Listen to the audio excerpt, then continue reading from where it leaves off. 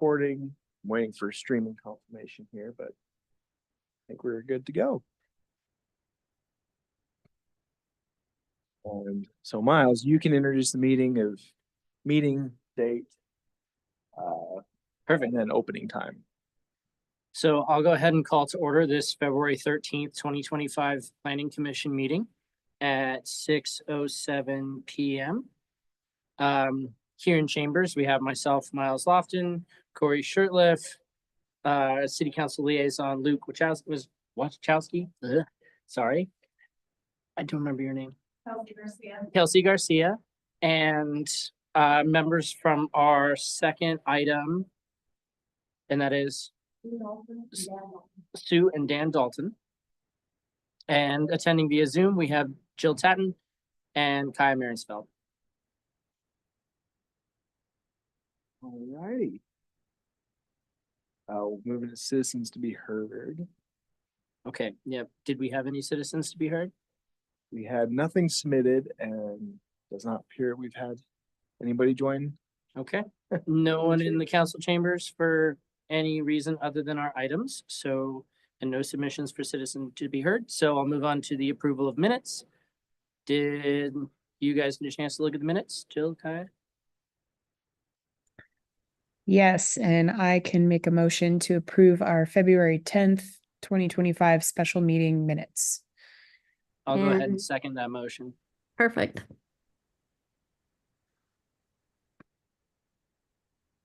And we'll just do a vote, all in favor of approving our minutes from February 10th, 2025 special meeting. Aye. Aye. Okay. On to item 4.1, an action item, consideration and possible approval of planning resolution number 03-2025, a planning resolution approving the parking special exemption request for one parking space for the Bonjour on Main eating establishment, change of use on property located at 35 North Main Street, Moab, Utah, 84532. And Corey's got a briefing for us. I do, thank you.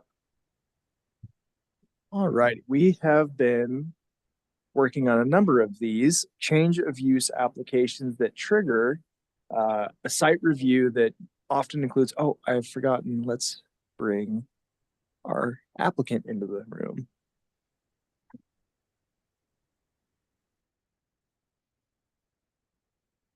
Okay, so just to really briefly overview, Miles has just introduced our item for the Bonjour on Main at 35 North Main Street for a parking special exception request for one parking space for the Bonjour Main eating establishment change of use. Just introducing the item here for a really brief overview. We have Courtney Kaiser, applicant on behalf of the item, will be available for questions and maybe a potential narrative overview if necessary. But I'll go ahead and share a screen and we'll go through a really brief overview here.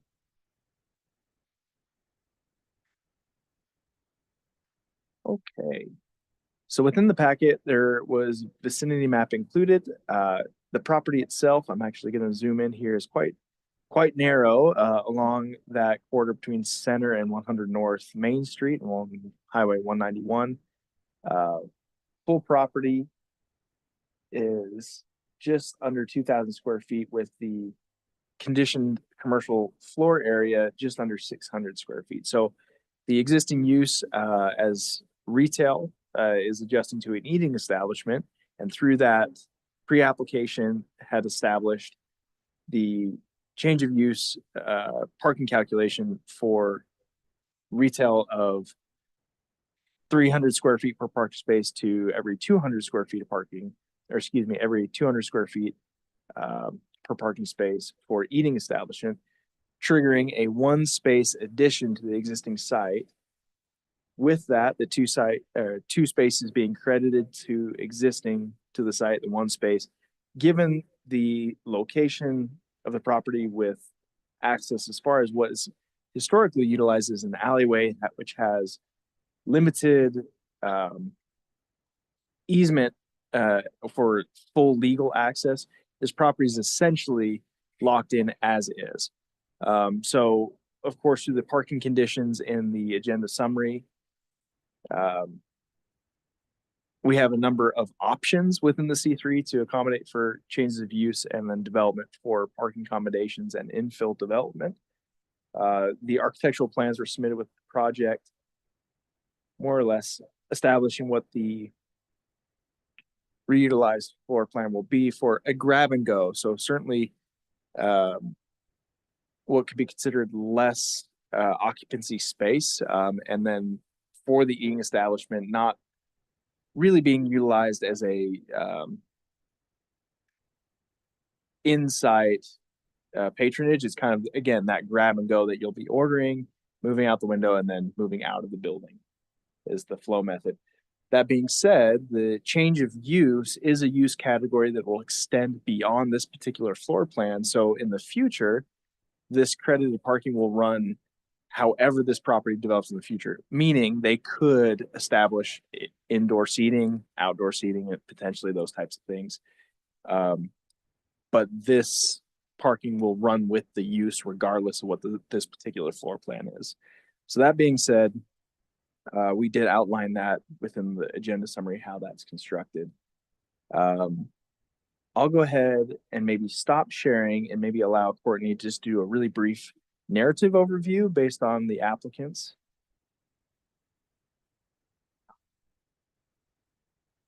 Hi, everyone. Thank you all so much for taking the time to discuss this with us. Yeah, long story short, the client is the renter of this building, and they currently have been running, or historically ran 4 Moon, which is a little gift and dress shop out of the space.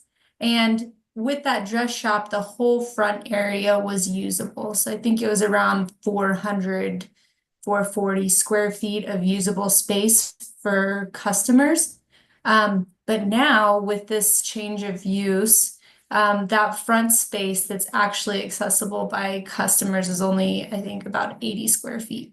So the amount of usable space is reducing pretty drastically. And then I think the most compelling argument for us is just the lack of availability of parking that could be provided on site while having close proximity to a lot of the downtown dispersed parking that the city has been doing a wonderful job of putting in.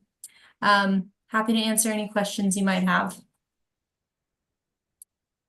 Perfect. Thank you so much, Courtney. I think as far as briefing goes, I'm comfortable maybe ending the briefing there. We could enter in discussion where Courtney's still accessible, as well as myself, for any regulatory questions on the review side. And then we can kind of close that discussion period to enter into deliberation. So opening up to the commission for any questions you have for applicant or staff.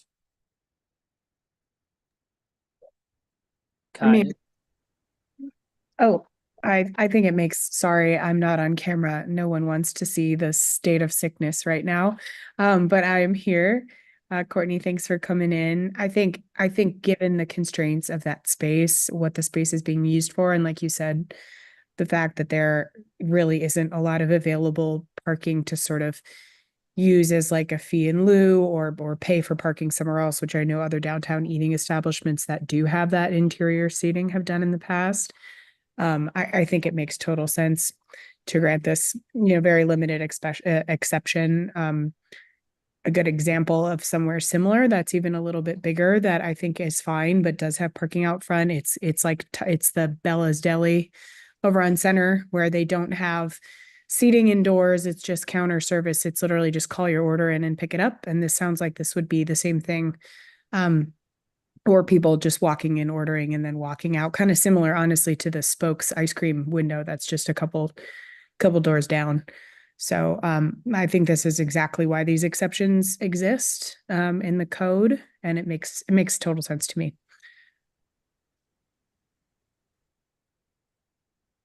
I agree. It's pretty straightforward. I was thinking of the Spoke as well. That's what came to mind to me, is that people walk up, they're already walking on Main Street. And with the addition of all of the street parking that we have, to me, this seems very logical. I pretty much concur. It makes a lot of sense. And even if they were to establish a couple tables inside, there's such a limited square footage to that building that under the same use as an eating establishment, even if they made for a couple tables inside, I don't think it would be a huge burden on the available parking in the area. So allowing them one parking space, I think makes perfect sense. Yeah, that's a good point, Miles. I think that speaks to the potential future uses too, which is good because it's a self-limited property. It's not like it's not going to be Zach's, in the future as far as the tables they have. So Yep.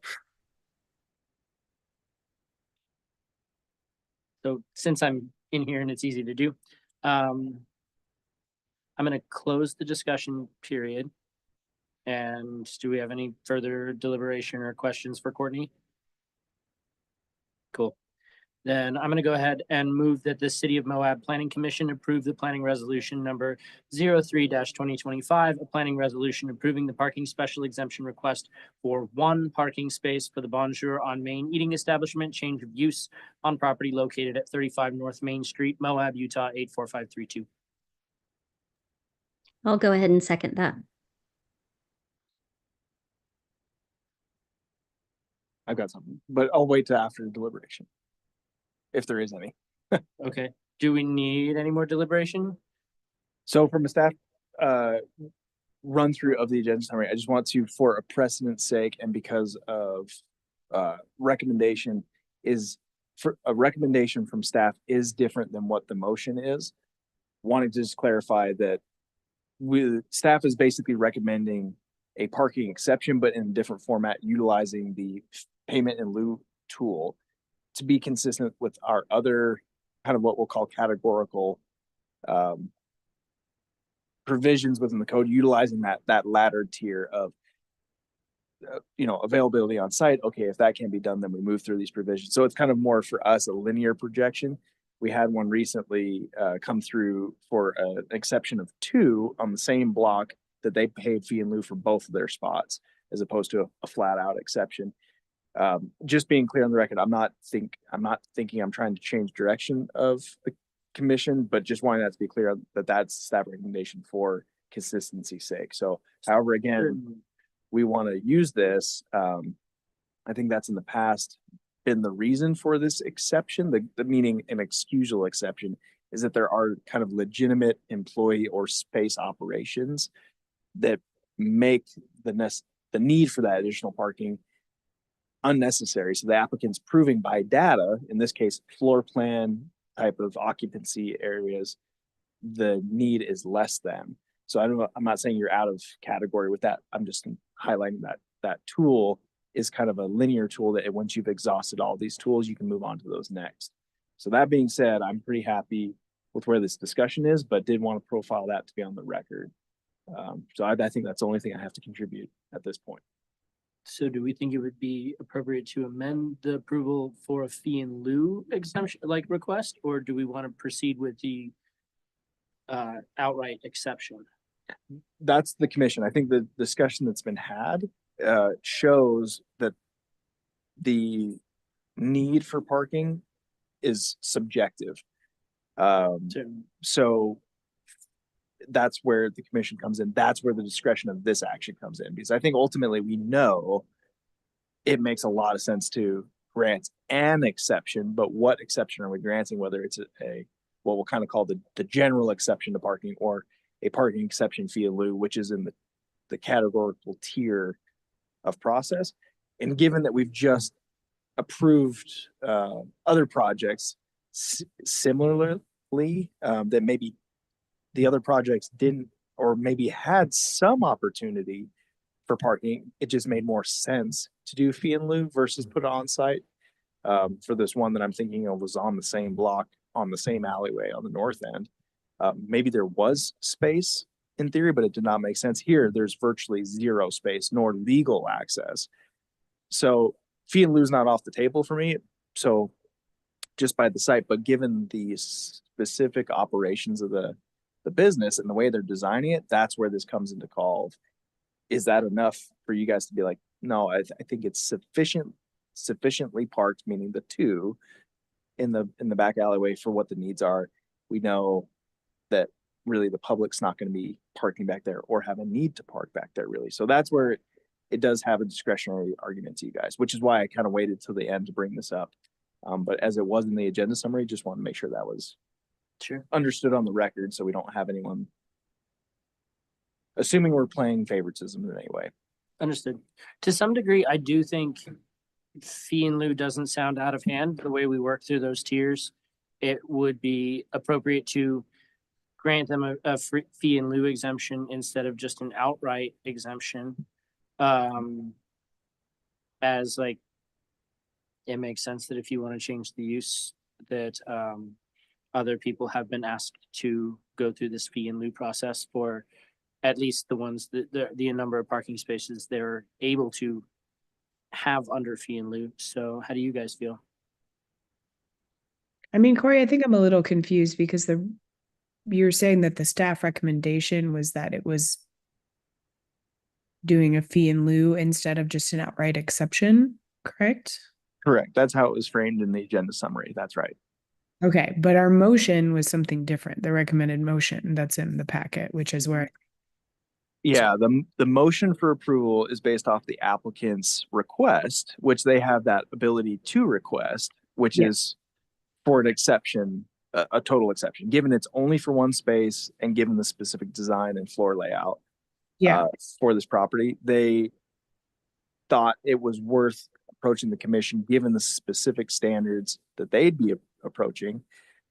Where I'm calling on to this is a little bit closer to like Four Corners. yeah, The difference in Four Corners and also our very recent discussion we had about Wabi Sabi in the C2 is that if you're in a different zone, you don't have the fee in lieu option. You do have the parking exception option, which is not maybe a fair standard. So you're almost being penalized in a certain sense to be in the C3 to have this option, but it almost more solidifies it. Say you're in the C2 or C5, it is totally discretionary and you might not get it. In the C3, it's basically you're gonna get this exception. It's just a matter of what tools we're gonna use along the way. Does that make sense where we're coming from this? So it's the applicants are very intentionally driving at this particular question that is maybe using less, I guess, different tiers of tools than what we've used in the past. So I do have a question, Corey, from a procedural side. So if we were to grant this to Bonjour and choose the fee in lieu option, and then another eating establishment moved in after them, would they also have to pay a fee to cover this parking space, or is this a one-time thing and it's granted? It's a one-time, and that's again kind of you earlier in the meeting. I was kind of hinting at this that this parking exception will run with the use. So as long as there are eating establishments, it does not run And with that's this essentially paid business. It once runs with the Bonjour, use. So if Bonjour has to, that's paid and then it's done.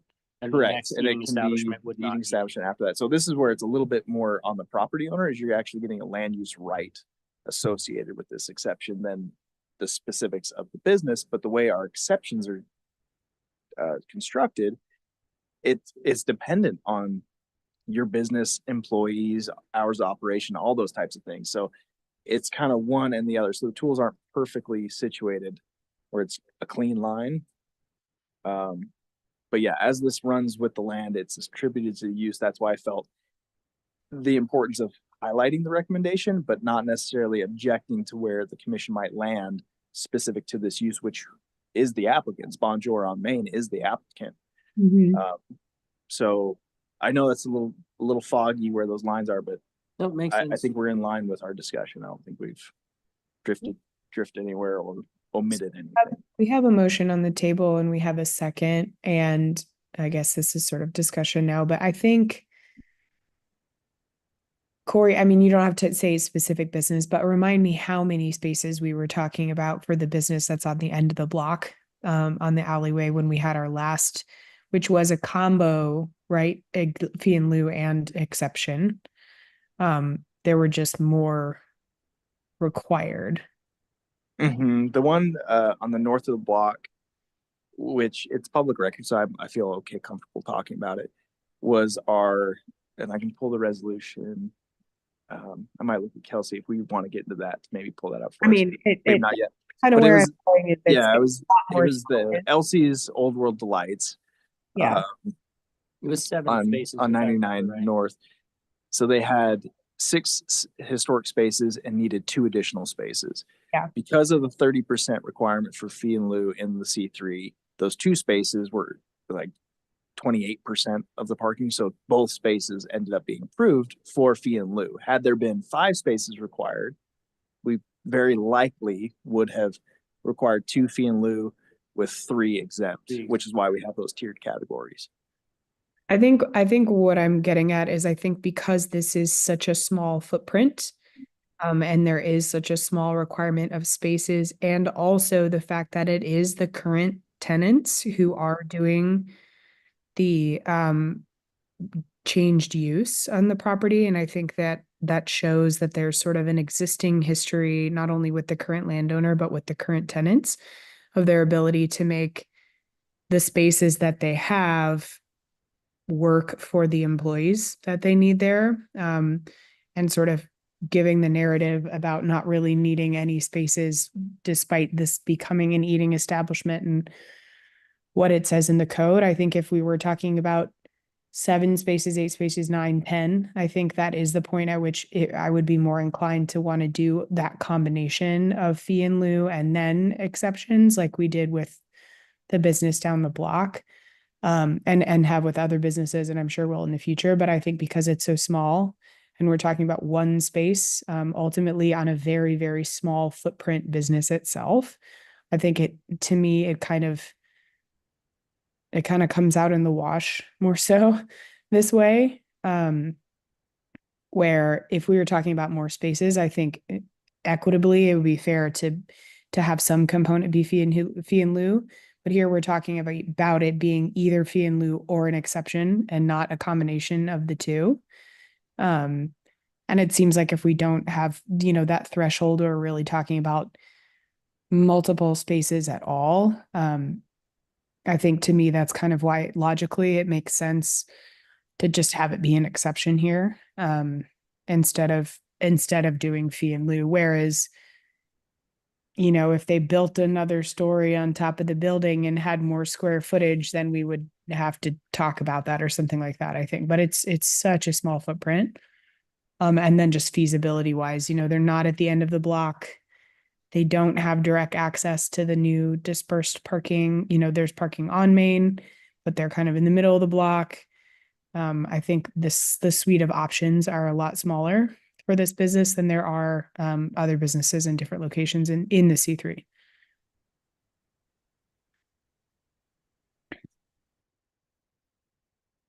Bill, anything to add?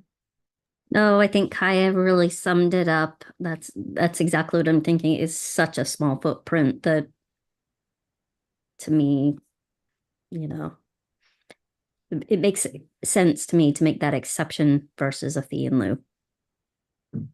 I tend to agree. I think the fee is meant to deal with the burden of having to have that parking be something that the city absorbs or otherwise. But since we're talking about 1 space, I think that a full exception is appropriate. And again, just it's so hard to scale up that small property that even if they did have a couple tables in there, we're not talking about a large occupancy in general or a large need for parking. So I'm all right with sticking with what I already motioned for, and I had a second from Jill. How are we all feeling about that? Sounds good to Well, me. Yeah, as there's a motion, you guys can call for the vote, and then Then I'll go ahead and call a vote. Do we want to roll call since we have people on Zoom? Or what's I most think appropriate? with the 3, I think we're okay to just do a. Okay. All in favor then? Aye. Aye. Okay, that is 3-0 in favor. 3-0 unanimous. Motion. So motion passes and the item is approved for exception 1 parking space. Thank you, Courtney. Thanks, everyone. Have a good night. Thank you, Courtney. Courtney. Okay, now we have a discussion item. Item 5.1, discussion on possible Dalton landscaping special exemption request, a possible planning resolution approving the Dalton special exemption request landscaping standards for property located at 72 North 300 East, Moab, Utah 84532. And Corey's got Alrighty. stuff for us. Thank you. Again, we'll try to make this pretty quick. But we, as I time need is to know what kind of trees, Corey. That's all. what's that? I said, I just need to know what kind of trees. That's right. That's right. No, I think time is of the essence. I think we do have the property owner and applicants in the audience, so we'll certainly want to hear from them. But really what is spurring this as a discussion item rather than an action is just that we have not had time to process the full application, yet the property owners have a kind of tight decision to make by this weekend. So fortunately for us, it worked out that we could actually add this as a discussion item just to get a sense from the commission as where we're gonna be going with this that may help them make some of that time sensitive decision prior to us actually making a discretionary action for landscaping special exception. So on this, and I can see Jill's heads turning. We can orient this way. This is north south, so the top of the screen is going to be your north. What we have is a bit of a non-conforming situation kind of throughout to a structural perspective, not necessarily to a use perspective. But we have an existing residence that is attached across property boundaries legally. There's building permits that permitted this.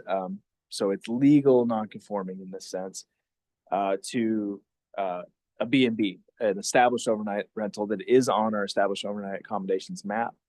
And what the request is specifically through the building permit that triggered this is an accessory structure, a garage, for lack of a better term, a shop garage in the back of the property that will, for lack of a better term, meet setbacks, meet structural obligations.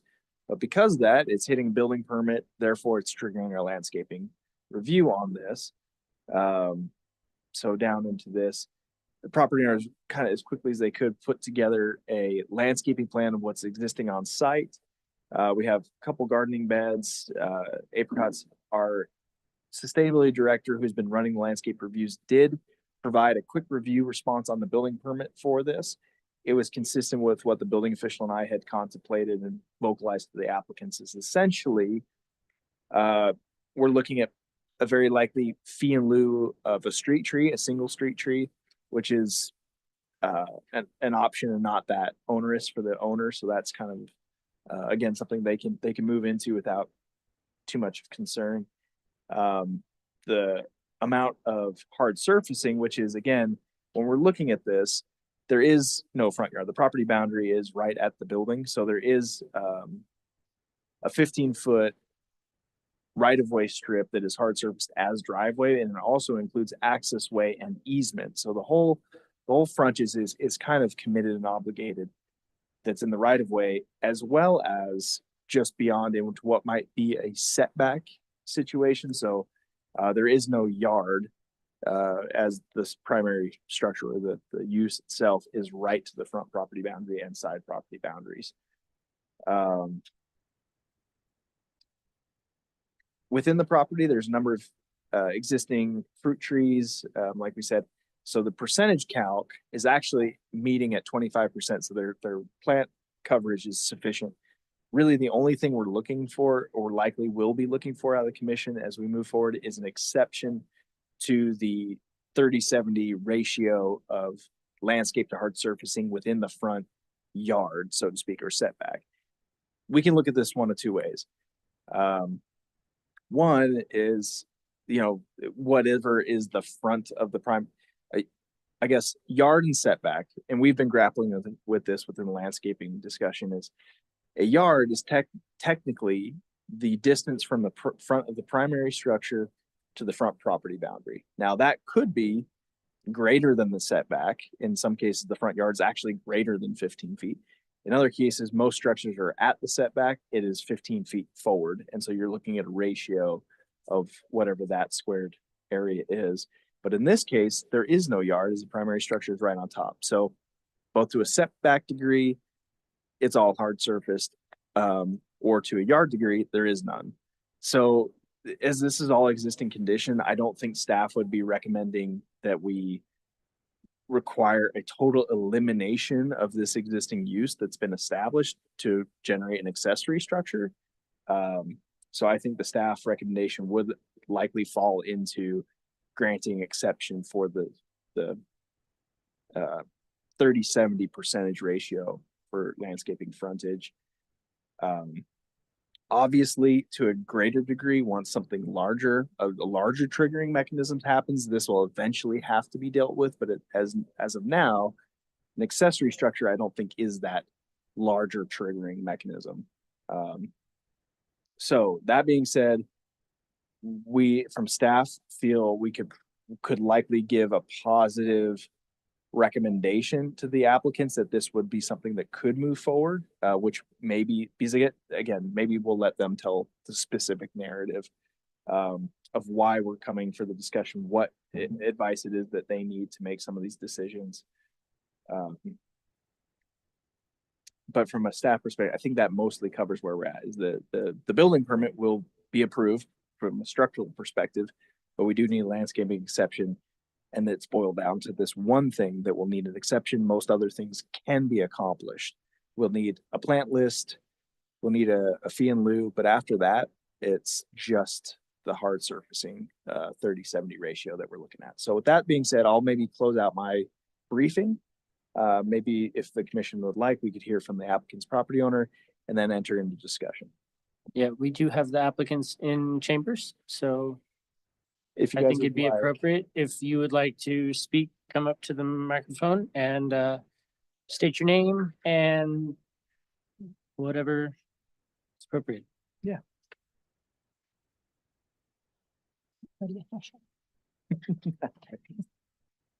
Okay, my name is Sue Dalton. I think you all know me. So the reason why this is kind of a quick thing and we wanted to get it for a discussion item is because metal is going up a lot. And we just got notification from the metal building company that it was going to go up like at least 25%. And so we have to lock in and decide whether we're going to purchase this building. But I wanted just a little bit more reassurance that it's not going to be turned down. And then I have this building that costs a lot of money. And what do I do with it? So that's kind of why it's so quick. The history on the area, we live in the old part of Moab. The green building that you could see on the map, the bed and breakfast, it actually only is a little portion of that building. Part of it is part of our garage, but we just are out of space and we have all this long, narrow space in the back of the lot that it used to be the garden area, but there's just too many trees. We can't grow a garden. So it's just keeping up on the weeds. So we thought, well, we could use more storage and a little workshop, and that's kind of why we want to do it. I think we've kind of come to agreement on all the other hurdles. It's just this landscape issue. And out front, I mean, you can see all the trees that are in that area. We've got 3 big mulberry trees on the west side, and they hang over, we call it, well, the bed and breakfast building. And then our neighbor has tons of big trees. It's not like there's no green, it's full. We'd like them to have a little less trees because they have they have mulberry trees that drop the nasty mulberries, but that's neither here nor there. So we can't do anything about it. But yeah, so that's kind of that. Good enough explained. Do you have any questions for me? That's pretty straightforward and definitely gives context as to why you're bringing this forward as a discussion item tonight. Right. So I appreciate that. Thank you so much, Sue. All right. Corey, I had a question because I wasn't able to find it on the drawings, but do we know what the dimension of that frontage is? Because it's a super narrow lot. So I'm curious to like just how much space we're working with in the first place. I believe the width, and this is measured from the applicants, which I believe is nearly consistent with what we measured on the satellite, is about 46 feet frontage. Okay. So the lot itself is also non-conforming. This is something I was chatting with Sue about within our code. Uses can be continued on non-conforming lots, meaning lots that don't meet size requirements, standards, anything else, under a single household. It kind of unfortunately only calls out one use that says, oh, you can do it. I think to avoid a regulatory takings is really what it is. It says, well, you can't develop a non-conforming lot unless it's a single household with accessory uses. Now, this is not that, but it is an existing and established use. So an extension of that conforming use, so to speak, as an established overnight accommodation, as an accessory structure, I don't believe hits any of these barriers where we're actually continuing expanding a non-conforming use. It's a structural non-conformality as well as a lot non-conforming situation, but the structure itself doesn't violate setback standards, even though the lot is quite narrow. They're able to make that work.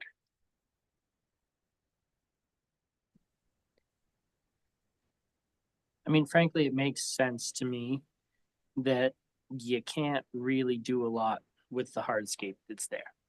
I mean, short of moving the building, and even that might not, short of moving the building, you could rip up the concrete on the one side and have a permeable surface.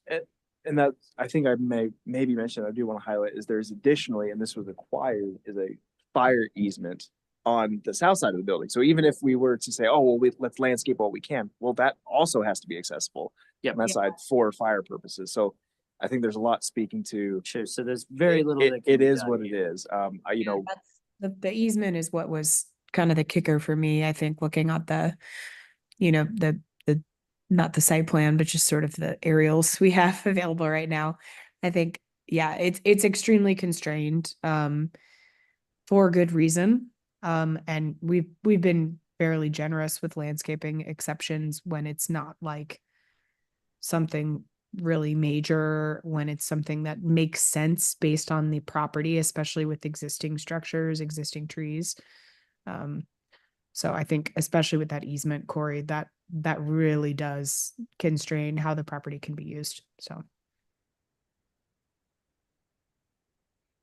Yeah, I totally agree with just the way that it is, and it's an unusual lot, and I think that they're trying to make the most of what they have. And, with all the hardscape in the front right there, that's parking. I just think the exception makes sense to me.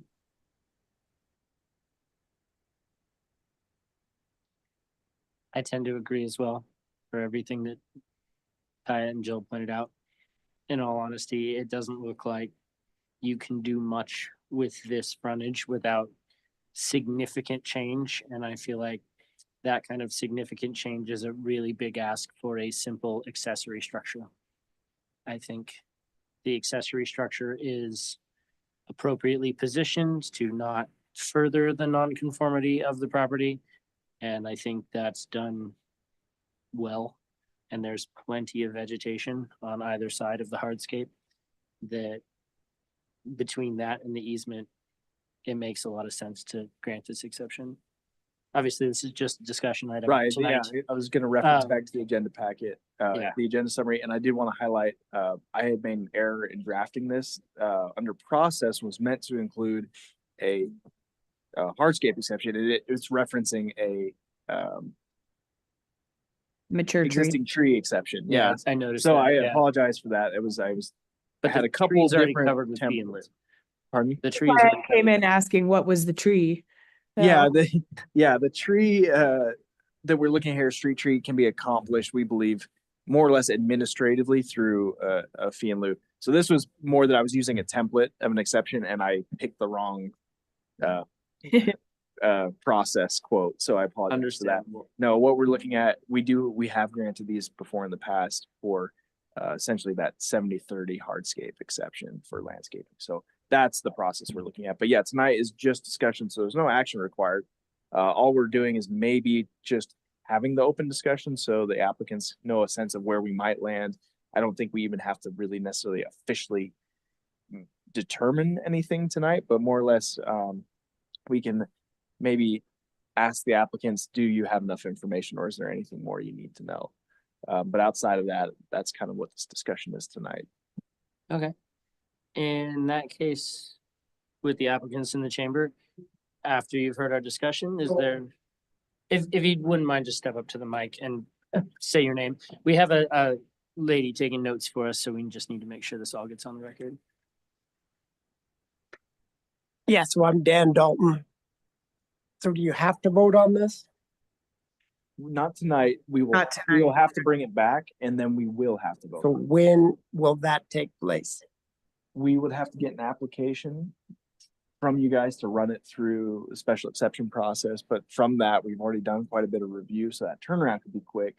The soonest our regular next meeting would be The 27th. 27th. Thank you, Kaya. So the decision will be made then, but you foresee no problems. I think to Because, the I best, mean, and not, the only reason this comes up is steel is going up every single day. Mhm. for sure, for sure. I think what we can say is just that, y'all are welcome to make a smart financial decision based on the discussion we've had tonight. But I think barring some giant unforeseen thing on y'all's property that none of us knew about between now and that meeting where we do vote on it, I think it certainly seems that this makes sense to everyone. And legally we can't say one thing or another because we're not voting on it, but I think everything seems to kind of dot the i's and cross the t's. As far as this exception, it does make sense. So that would be the one thing, like if there was some major thing that nobody caught between now and when we vote on it, that would probably be the only reason you would see some sort of substantial change from us. But it seems like a lot of the legwork has already been done, and Corey's providing us with all that accurate information. Okay, thank you.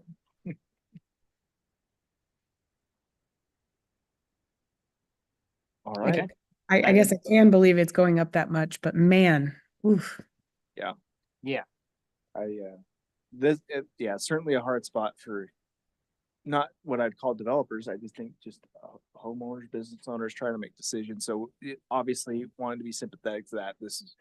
I appreciate the commission. Well, I know we didn't have this as a future agenda item. This kind of popped on, but being willing to discuss this and be so thoughtful with it, I think. I honestly wish we could do that. I wish applicants would do that more. If we had the opportunity to just kind of give, I don't know, like vibes.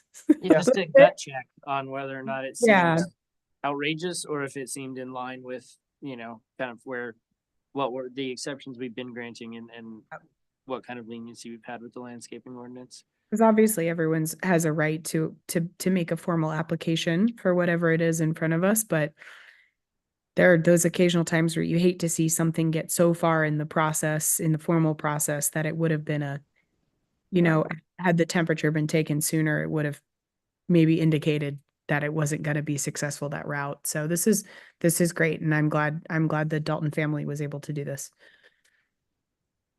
Yes. So I guess that ends discussion on that, and we have future agenda items. Very likely the Dalton landscaping special exception request on the 27th. We'll follow up with you soon and get that rolling as quick as we can. And then I don't believe we have any active site plan updates. I'm trying to think from development review team. We did issue a number in our development review process. We've finally gotten caught back up with the DRT process that it's been kind of outstanding since November. I had a certification process, holidays, so we're finally now, all comments are back to applicants, and we are very likely anticipating getting submittals that may kick us in. So I know I've been saying the Lions back phase 2 final MPD is likely on the 27th. We'll see. They have a couple big legal elements that they'll have to sort out, but They're coordinating with engineering and utilities right now.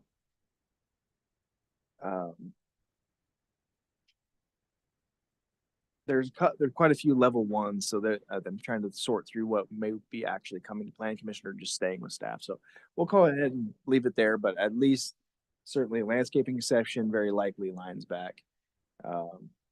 And there might be one or two items I can't think of now, but nothing super pressing. Yeah.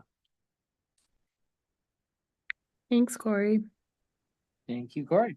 Thank you. I really appreciate the commission being willing to meet twice in a week and also remote while sick. Thank you for making that option available, truly.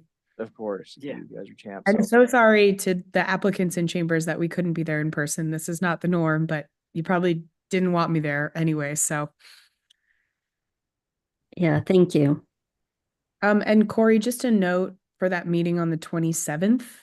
It's very likely that I will be unavailable. My flights to a conference in Oregon are that day, and I wouldn't rely on me not being in the air somewhere during the meeting time. But if for some reason we have a quorum issue, I can figure that out, how to participate remotely. I'll be there. I have nothing that day. Okay. Yeah, I was gonna say, I think apart from Kai, we should be good for that meeting, but then March obviously is gonna be a little bit more thin. So we'll be a little bit careful about scheduling dates the next month. But that sounds really good. That's a good heads up. Excellent. Well, thank you to everyone. I'll go ahead and adjourn this meeting at 6:53 p.m. Thank you, everyone. Thank you. Thanks, guys. Everybody. Thanks, Kaya. Thanks, Jill. Feel better.